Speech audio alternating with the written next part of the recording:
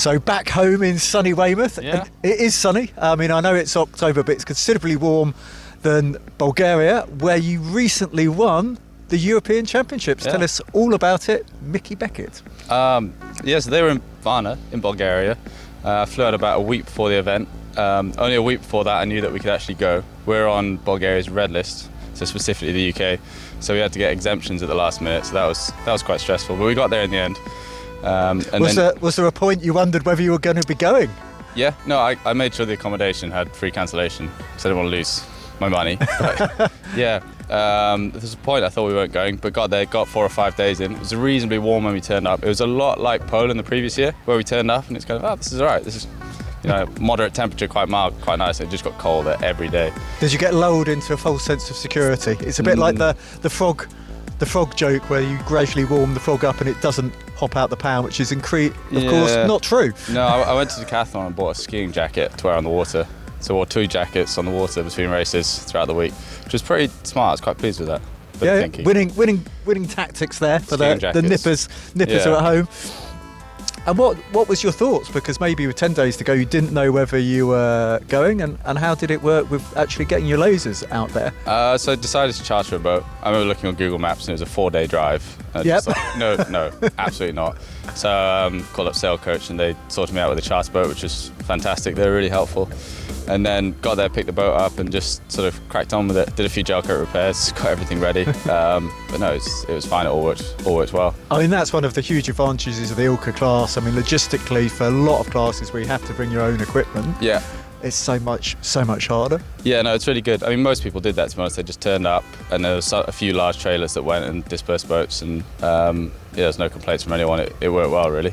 Perfect. And you just going back to Poland, can you tell us a little bit about that? That was also pretty good regatta for the Brits. Yeah, that was good. I was leading most of the week. I had Elliot hot on my heels throughout the entire event, and then he overtook me on the last day. And then Lorenzo also moved up to 3rd on, I think, the last or the second last day. So it was a podium lockout for the Brits. It was a complete podium lockout. We weren't really expecting it. Or I think I maybe remember looking at the results on the end of the penultimate day and seeing we had a 1, 2, 3, and you kind of didn't want to say anything too loud because that looks really cool. That would be awesome. But you kind of don't want to say, yeah, guys, let's try and lock this in, because it's quite a lot of pressure on the last day. And there's a lot of good people. I mean, you had a windy day. Bully was on form.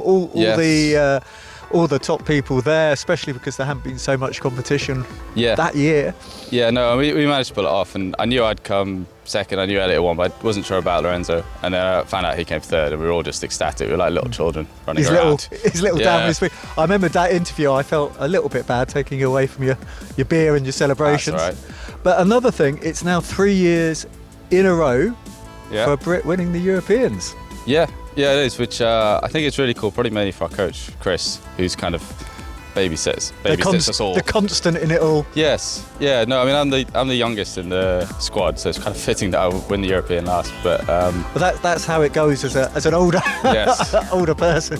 Yeah, no, I think we're all really happy with that, and I think our job as a squad now is kind of move on to Worlds and Olympics and trying to get more success at harder events. So this is recorded in October, as hopefully you can tell from the background. But the Worlds, it's next month. Yeah, it's pretty much. I'll be flying in 2 weeks' time to Barcelona.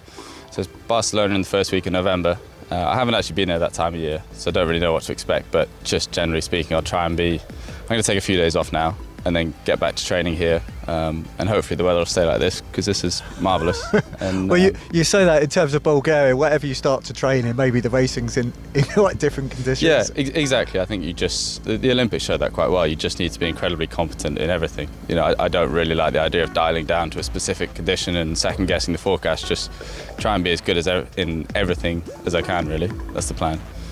And the sort of more broader approach, it's a really short Olympic cycle this year. I know it's an overused word, but it's unprecedented. Three years. Is, yeah. I mean, I don't think it changes that much. I still want to target the hardest events, so that's the Worlds for the next 2 years. Next year, they're in Mexico. I remember doing the Worlds in Mexico 5 years ago, which was when Tompo won it. It's funny you say this, but that's one venue I would be thinking that you could have a pretty good guess what the wind will be like. But yes. Don't quote me on that. Yeah, that's kind of my thing as well. But I'm really looking forward to that event. I remember last time it was my first experience of a 7-day Worlds, and I think at the end of day 5, I was cooked. I was completely over the hill, but hopefully I've got a bit more experience now, and looking forward to going there, to be honest. That's in May next year. I think the fitter you get, it doesn't actually get any easier. You just hike harder, you go faster, but everybody's tired at the end of the day. And I don't think we're going to be seeing any more 7 days Worlds. No, I think it's six days is the new normal now. I think there's a very good reason for that. Six days is the balance. The 7th day really felt like it added much, just a lot of pain, really. Well, thank you so much for your time. I know you want to make the most of your time off, and also looking forward to next year. Maybe you can keep that British clean sweep. We'll try. We'll work on it. Can't promise anything, but we will work on it. Yeah. Thanks, Micky. All right. Thanks, John. All the best.